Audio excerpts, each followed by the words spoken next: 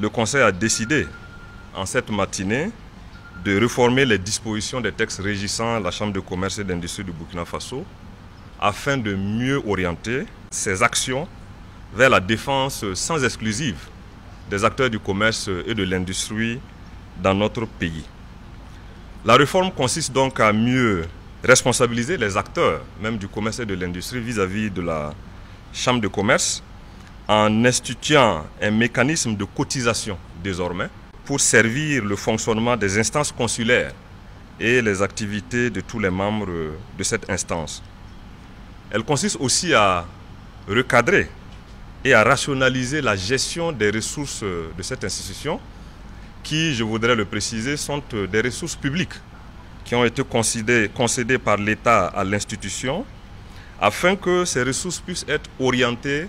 vers le développement du commerce, vers le développement de l'industrie dans notre pays. Enfin, elle consiste aussi à faciliter et à accélérer la réalisation d'un ensemble de grands projets structurants de développement du secteur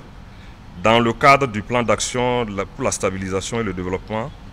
à travers une meilleure précision et gestion importante des pouvoirs et des rôles des hommes et des femmes qui animent cette institution. Donc, grosso modo, ces réformes visent à amener la Chambre de commerce à davantage être accentuée vers les missions et les rôles qui lui ont été confiés en matière de développement du commerce et de l'industrie